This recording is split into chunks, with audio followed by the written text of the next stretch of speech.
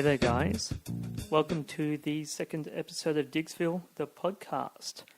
I'm your host, Scott Fraser, and this week we head up to Sydney, where I ventured into the lair of the Dark Lord himself, Christian Reid, writer. And Christian's mainly a genre writer, working in fantasy, horror, and science fiction for comics and the gaming industry. And our talk went so well that I'm splitting it up into 2 weeks. This first part, we focused mainly on his comic work. So let's dive right into it. Here we go. I'm here in Sydney with Christian Reid, writer. With you, when somebody asks you what you do, like what kind of label do you say? Well, generally I just say writer. And then I try not to talk about the fact that most of my writing is comic writing, but I was a journalist for a long time. I was a gaming journalist for a long time, for about 10 years. So, if that comes around, I'll talk about that. But generally, most people just, their eyes glaze over and they're like, oh, you mean you're unemployed? Yeah. And that ends that conversation. So, yeah, I just say writer. Okay, so, and you and I, we go back a fair way. Yeah, and I was just working out probably about 13 years. Jesus Christ, really? I'm old. Yeah. You're old too. Yeah, about 99, 2000, I think we met up. Yep, Scott and I met through a mutual mate. And we did pretty much my first comic called The Watch, which Scott illustrated the first 2 issues of. And it was a pretty important, I guess, time for both of us, because it was your first comic, and it was when I was pretty serious about getting into comics. And along the way, I kind of drifted away from that goal, but you've still been steadily kind of working at it. I published The Watch for about 3 or 4 years after that. Then I did another few miniseries. I did Witch King, I did Eldritch Kid, the original Eldritch Kid miniseries. Of course, working with Doug Holgate and Dunwich, which was a miniseries. And then I stopped for a while. I moved overseas.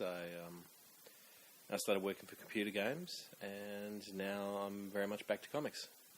So during that, can we kind of categorize your career so there was the phosphorescent era, and during that era you're also doing quite a bit of work for Dark Horse as well. Was that around then? Yeah, I did. I wouldn't say quite a lot. I did a few short stories for Dark Horse. That came out of my work on, The Watch and Dunwich mainly. And for about probably a bit over a year, I got a few short stories published for Star Wars Tales, which was the anthology. And then I kind of got a little bit sort of fired from that for writing finger quote controversial stories, which was ludicrous. But was that about the Ewoks? Well, the Ewok story got published. Then I published a story about...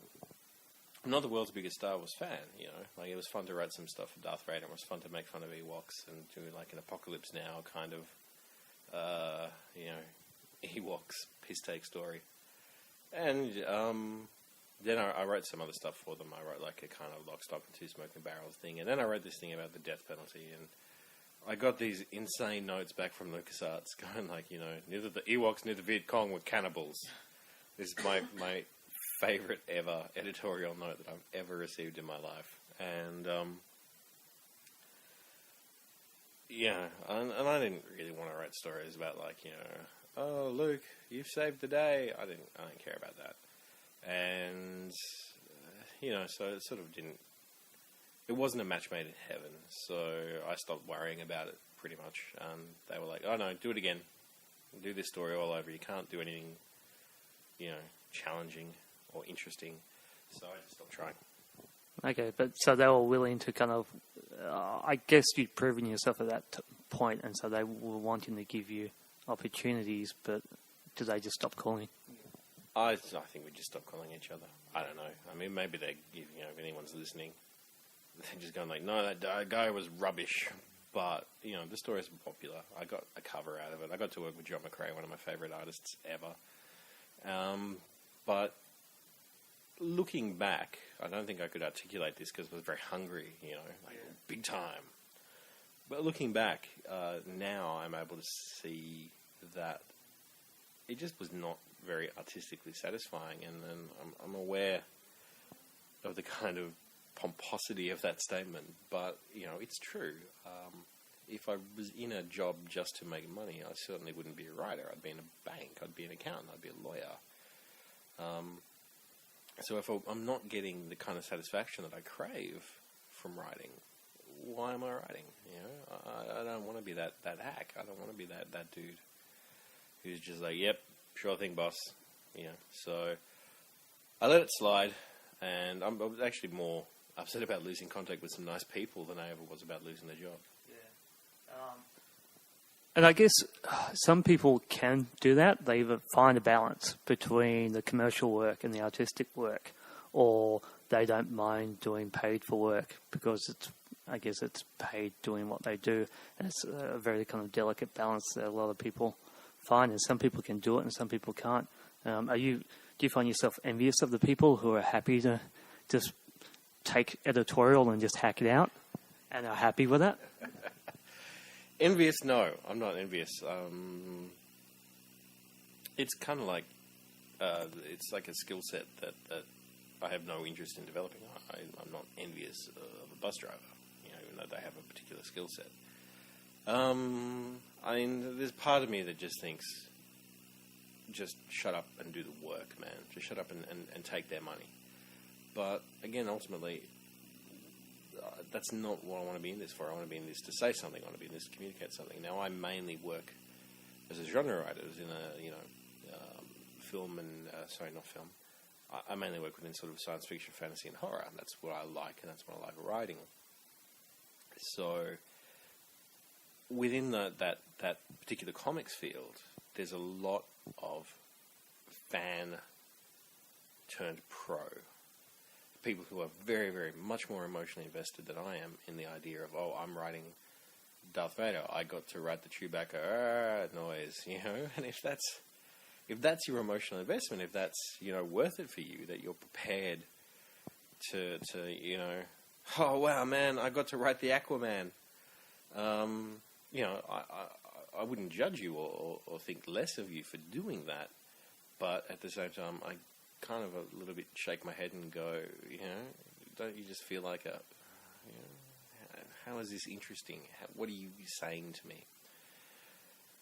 If you could repurpose that, if you could find a way to express what you want to say within a commercial environment, bloody tops. That's the dream, man. That's pure punk rock. While you're drawing a good paycheck. Yeah, and you're getting paid for it. That's anarchy in the UK. I use the enemy. Great. But I can't, and I didn't, and I never developed that skill, and I don't want to. But you have, I guess, subsidised your comic writing essentially throughout the years with your journalism work, your work in the gaming industry, and also writing for games now as well. Yep. I don't necessarily categorise myself as a comics writer, because I haven't done enough of it, necessarily for what is now getting up to 13 years. I don't think I have enough of body of work that I can say I am a comics writer. So, like I said, games journalist for a long time. I was one of the writers on the Secret World MMO. I developed all the initial story bible and plots for Sacred 3. That was about a year ago. I don't know where they're up to now, but certainly my initial work was there. I'm working with indie games now. I used to work for websites and stuff like that. So, and now there's been a few other developments have been what I'm writing. So, yeah, we'll see what happens. Okay, so let's go back to the very beginning, though. At what point did you either decide to be a writer or realize that you wanted to be a writer? And what were kind of the outlets that you, came upon for your writing, or trying to make a career in writing? This is a pretty nerdy story. I was I can't quite remember, but I was in either year 11 or year 12, and I was reading a fantasy novel. And like many young men who are now in my career, I was a very strange and bookish child. So I was always a big, big reader. And I remember the name of the book, but I won't say it. But because it's by a local, it's by a Queensland author. And I just remember closing about the third way through and going, you know what, this is terrible. These sentences are bad on the page. It wasn't that it was a bad fantasy story, like, oh, I disagree with your dragons. It was the dialogue was flat, the diction was terrible, just everything that you could do to make a story and write it down was bad. There was no craft, there was no anything, and I just thought, I can do this. If this can get published, I can do it. So essentially, my entire motivation has come from that moment of spite. Right. So I started writing, and I started publishing in a few little zines around the place, around the traps. I got a few short stories published in long dead, small press. And then I met Ben Howard, who was the publisher of Phosphorescent, and he had an idea for a comic book publishing company, and I was always a big comic book guy from when I was a kid. So I thought, why not? And then that led to meeting you. And up to that point, had you thought about writing comics, or was it mainly your genre fiction stuff? I'd always wanted to, but I didn't know any artists, not really. This was pre-internet days, there was no Marvel and DC submissions. I was like a 17-year-old, 18-year-old from, living in bloody suburban Sydney. Everything seemed, impossible. And, I'd always been that guy who's got, I've got an idea for Thor. Thor fights a werewolf on the moon. But suddenly when Ben came along and said, hey, I'm going to do this, do it. I jumped in both feet, yeah, absolutely. But I'd never had a serious ambition for comics before. I wouldn't have known where to start, even if I had. Yeah. Well, I found that too, growing up in high school, reading comics. Like, you just didn't, no one was teaching it. Nobody talked about it within any kind of institution, like art school. With myself and Doug Holgate, we went to illustration art school up there, and we were, at that stage, we were keen to get into comics, but nobody was letting us do it. There was no kind of how-to, or like the internet these days. And I think with me, when Doug and I had played around with doing like our own comics, but then when I left uni, I went down the self-publishing route kind of for a year or 2 years. But then when I hooked up with you and Ben Howard at Phosphorescent, it suddenly seemed like this could actually be a professional thing. Yeah, that's exactly how it felt for me. Suddenly, oh, I've done it. Oh my God, it's here, it's done. I wrote this script, Scott illustrated the script, and now it's done. And that was amazing to me. And especially, you got to remember the time, 1999, early days of the internet. Yeah. And it was not a cool thing. And, no one was teaching Will Eisner at bloody university back then. I know that you guys had problems with your teachers and your lecturers going like, no, doing that boring ass, like, you're going to take it more seriously. Illustration is a calling. Ugh, so boring. So yeah, and then suddenly, when it's in front of you, and anyone who's ever, I bet you I'm not the first person or the last person to say this to you. The second that it changes is when you see it done, is when you've done it, when you've done the work and it becomes real. And that changed everything for me. Yeah, and they were fun times too. It was a great time to be working, Well, we all got on very, very well, which I think is a good thing. We're still very good friends 13 years later, and it was really exciting, I've still got great stories from that time. I've still got same stories of, I tell the story all the time when you and Doug physically made me stop sketching an idea out for you because I was so terrible. The fact that we've worked together on and off for 13 years now should tell you something. So yeah, and even though you and Doug both moved into more commercial illustration and animation and stuff like that, I've got a project in with Doug at the moment to do a comic. It's not going very fast because he's a commercial illustrator now. He's literally doing it out of the kindness of his own heart. So, but yeah, I don't know. Great times. But although it was fun and we were pretty naive about what we were doing and about us making it big, there was just absolutely no money and a lot of hours put in.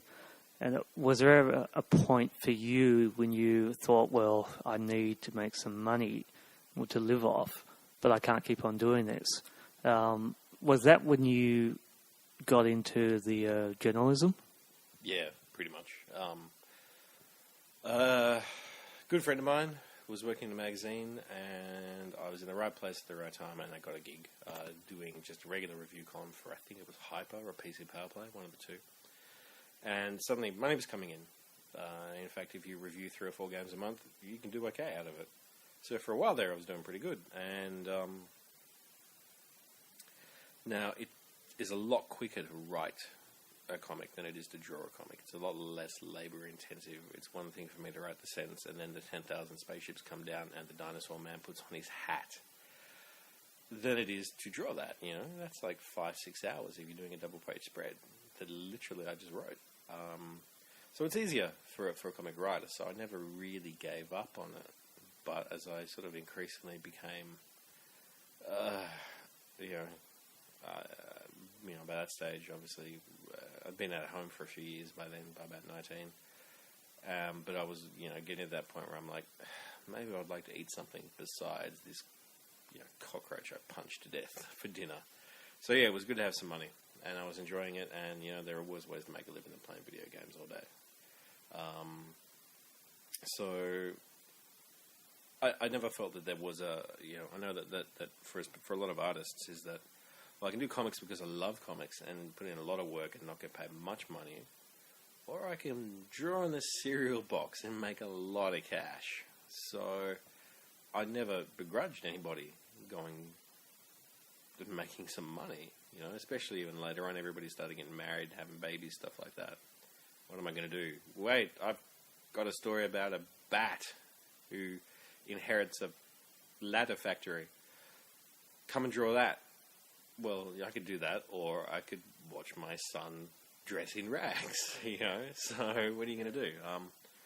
But it was always easy for me because it's always much, much quicker to write a script. And a script can hang around in your front drawer, in your top drawer for a lot longer.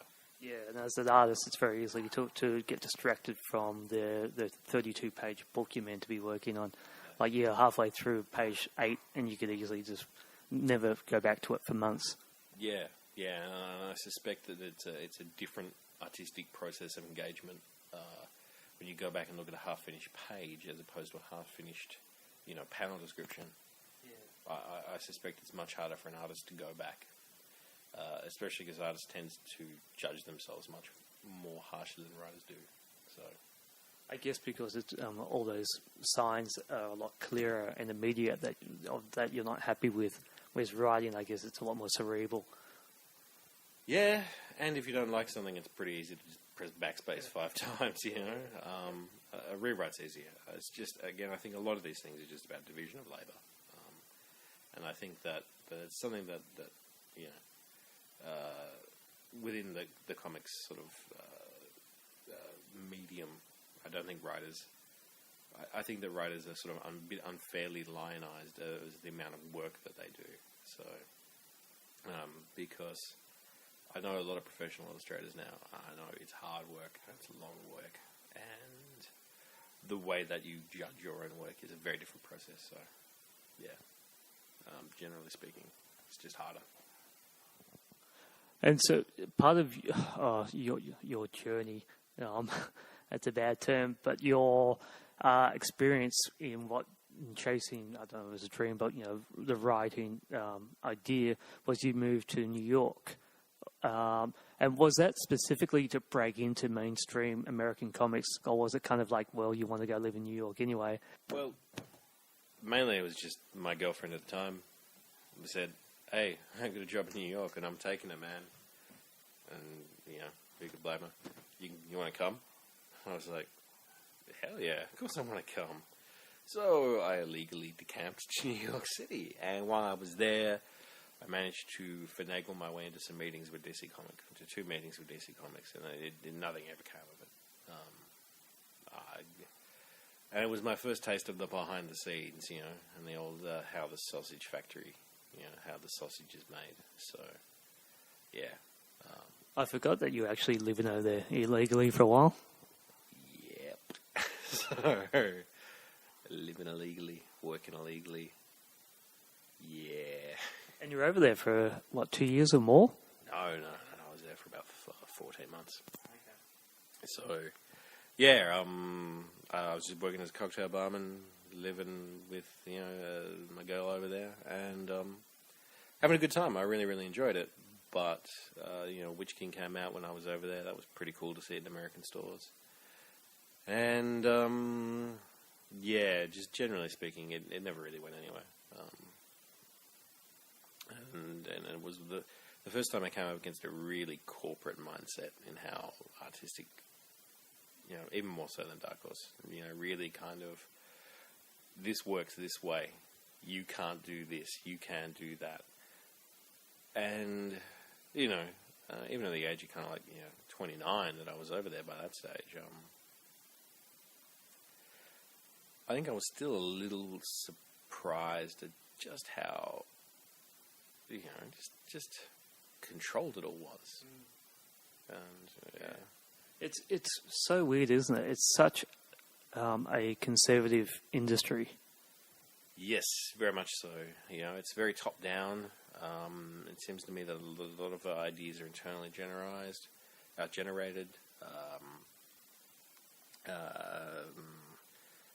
There's a lot of. It seems to me to be, and this is just big two mumble and DC. It seems to me that a lot of stuff. There's editors are very territorial about what they control and what they can do, and I don't know. Again, I just kind of I didn't feel at home at all there. And again, this is something I didn't really understand till later on, till a few years afterwards. That again, I was kind of going, could I be happy here? And I don't know. Again, it was something that I shied off from. I probably could have kept going and, bugged people more. But again, I just thought, am I going to be happy in this environment? So I just, again, let that go. Yeah, well, that's something I personally found too quite earlier on is why I personally didn't try and pursue that mainstream American comics career. A, I wasn't good enough. Like, my illustration style wasn't strong enough, especially for that kind of style. Like, I'm more of a cartoony kind of guy. But B, from a commercial artist, like a professional working in, proper commercial industries, looking in, it's a pretty messed up system in industry. I don't want to tell tales out of school here, but our good friend Nicholas Scott, who of course is now one of the sort of very prominent illustrators for DC, and in fact one of about 5 women who do any sort of penciling work for Marvel and DC. She slogs her guts out. Just, 12-hour days, up at 6, that sort of stuff. Then that's on top of meetings and stuff like that, and then redraws and all that stuff. But just actually to do those 20 pages a month is hard. Yeah, I mean, just there's a lot of work in comics, and I've been doing a bit for, educational publishers, and even it's maybe 12 pages or whatever, but it's a lot of work in comics as opposed to illustration. And I don't think publishers realise that. Comic publishers definitely do. And then I was going to catch up with Nicola this week for an interview, but something came up, but we'll get to her at another time. And she's a very interesting case in that she's chosen to go down that route. Like, she wanted to work for those mainstream superhero comics. And it took her a lot of hard work, but she's made it and she's up the top now. So that's why I'm quite interested in talking to her about what that's like. Yeah. Look, honestly, there's a part of me that's, just seeing her frazzled and tired all the time, that I kind of think, like, just go draw that cereal box, Nicola. Just go bloody design for movies and get paid what you're worth. And I feel this kind of bizarre disloyalty towards comics when I think that. But at the same time, I just think, is it worth it to bloody draw bloody Animal Man or whatever? You know, and for that kind of work, do your own thing. But that's what Nicola wanted to do, and I don't think that she'd, you know, appreciate it if I sort of told her what to do with her time. So, but it's just a concern. Mainly, it's a concern of a friend to a friend. Yep. But at the same time, I'm kind of aware that Jesus, this is the hard slog of commercial illustration. Yeah. But what I find so inspiring about Nicola is that she's done it. You know, where like hundreds of guys that we know are trying to do it and not working hard enough, or not good enough, or not lucky enough. But Nicola's actually made it, and I think that's really inspiring. We were there with Nicola at the very first San Diego Comic-Con. We were there when she went from like doing a backup feature in the Watch to suddenly getting the Halloween Man. We were there, you know, we were literally, you know, in the room with her when she was getting these good jobs, some of them. And the thing that people don't take from Nicola's story, and what they forget about Nicola's story, is that she knocked on every door. She wasn't bashful. She wasn't shy. She had a good portfolio. She knew it. She's waited on those lines to meet editors. When the editors gave her some cards, she called them up, and when they didn't call her back, she called back. You know, she had the talent, and she had the personality and the kind of shark-like ruthlessness to actually get it done. And then she listened to the editors. When the editors said, this is pretty good, but change it, she listened to the art directors, and she learnt from them, which is something, again, that not a lot of guys necessarily breaking in. I do portfolio reviews now for Gestalt, and the amount of times that I say, okay, you know, your perspective is off, fix it. You know, this kind of resentfulness comes into the eyes of these young men, and I'm like, but perspective's hard. Yeah, exactly. You know, and I'm like, yeah, it's hard. Fucking do it anyway. And that wasn't Nicola. Nicola was, you're right, I need to, you know, do this, work hard. Yeah. And guess what? And she worked hard. And a lot of people hear Nicola's story and they just think like, wow, all I've got to do is try. But, you know, then they don't, that connection of what trying is very, very different to their conception, which is catch a plane to San Diego, pick up a book drawing fucking Witchblade, you know, and it doesn't work like that. And so I guess getting back to you, in hindsight, I feel like as a friend and knowing you so well throughout these years, it was a blessing that you didn't crack it in. So you would have been burnt out after a while, even if you did make it. But now it seems like you got a nice kind of career balance between your paid work, which is utilising all your love of the genre in your computer game stuff, but yet you can publish out the comics the way you want to do it and the stories that you want to tell. Yeah, absolutely. That's the dream. For starters, I like working on computer games, even though some of the Secret World experiences got a bit rough, especially towards the end. I found that the work that I did for Sacred 3 easy, simple to do, pretty well paid. You know, the other stuff I'm doing, which I can't talk about just yet, it's not necessarily the most fulfilling work, but it's not terrible work either. It's not that someone is telling me, go away and write something that you aren't interested in. It's just simple, and that's not terrible, and I don't feel sort of conflicted by that. You know, no one's telling me to write things that I would have ethical problems or political problems or moral problems with, which is a huge relief. And especially in the video games industry, which has ethical, moral, and political problems from one end to the other. You know, I don't have to write, you know, sort of, you know, Tomb Raider getting molested or anything like that. And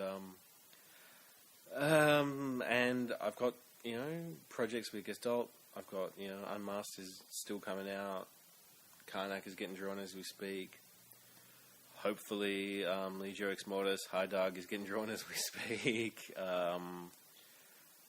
Dread Empire has been announced, and I have another pretty big project from Gestalt, which I think we can announce here for the first time, which is that we're now, Gestalt will be publishing my first novel.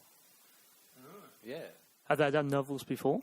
Nope. Starting out a new line, new publishing thing for them. I had a novel. I was getting very discouraged by, again, the mainstream publishing industry. And I'll tell you the story, okay? You'll like this one. The origin of the novel by Christian Reed. All right. So, I'd written this thing. I'd written 2 novels. And I decided to write one that was slightly more saleable, kind of a... now they call it dark fantasy, but in the old days, they called it horror. Elves? Dark elves? Yep, dark elves catching the bus. No, it's about it's kind of like occult detective stories is what they used to call it. And written because of my disgust with occult detective stories in the modern age. And I just kept getting I got 5 rejections in 2 weeks, and it was just really sort of baffling because I thought it was a strong book, but I was just flat out rejections. No, not even can I see 100 pages. And eventually I started getting a few can I see 100 pages, but not yet, not then. And I was on the phone with Wolfgang Bismar, who is my publisher over at Gestalt Comics, who publish my comics at the moment, and hopefully forever, because I have such a great relationship with them. And I think I'm really, really proud to work with them.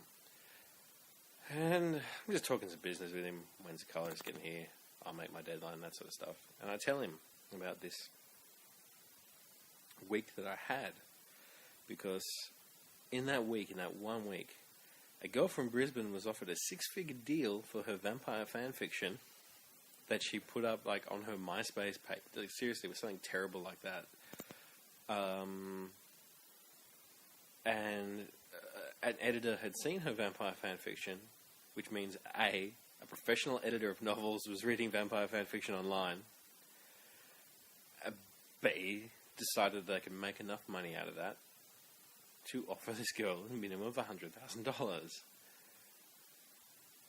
I don't think I've made $100,000 in the entirety of my career added up, right? Then I discovered, this 50 Shades of Grey nonsense, right? I didn't know very much about it, but, I know that it's fan fiction of those other vampire novels. What are they called? Twilight. I don't know anything about Twilight either, But it was a fan fiction. I don't know if you guys at home listening, but a fan fiction is basically just a story you write in a set universe for fun, stick it up online. But she had written sort of this little fan story about Twilight, which had become this enormous, huge, sexy novel, bloody juggernaut called 50 Shades of Grey. Someone had found and poached and professionally published 50 Shades of Grey fan fiction. That happened in the same week, and it was the same week that I got 5 rejections in 4 days. And I was just on the phone with Wolf, and I was just like, yeah, man, what's going on? What's going on? And just, releasing my poor, sad, envy. And he just went, oh, okay, all right. And a few days later, he sort of came back and went, you want to do it? Want me to publish it? And I was like, yep. Had he read it at that point? Yes, I'd sent it to him. He said, why don't you just send it to me? And I'll have a look over it. And he'd read it, and he went, and then sort of, he's a mysterious man. He's a very mysterious man, and he's a very quiet one. And so, apparently he sort of read it over the weekend or something like that, and I thought it was good enough. And getting a novel published, which is pretty cool. So, yeah, and more importantly is that I just thought, I get to sidestep this big corporate process. I get to sidestep this artistic process or putting my artistic well-being and my artistic life in the hands of very large corporations who are in the process of handing out, vampire novel $100,000 bloody checks. But to teenagers, which I don't resent that girl's success, but at the same time, I kind of think, what's going on there? What are you looking for? What do you consider marketable? And I don't necessarily really want to be a part of that. I just thought, I just want to write what I want to write. And clearly Wolfgang thought it was good enough, and yeah, bang. So, very excited. And hopefully by the time everybody's listening to this, I will have many more details about it. But Black City by Christian Reed. Spooky. It's pretty spooky. Alright, gang, that's where we're going to leave this talk for this week. Next week we get a bit technical as Christian lets us into the dark rituals of his writing process. We also discuss his work in the gaming industry, both as a journalist and a games writer. And then the interview takes a turn for the worst when I get into some dark taboo subjects. So make sure you tune in next week to find out what that's all about. But thanks again for listening this week. Don't forget you can follow Diggsville on Twitter at DiggsvillePod, and you can find me at sdfraser.com, and I'm also on Twitter at Fraseville, Frasebille. Alright, see you next time.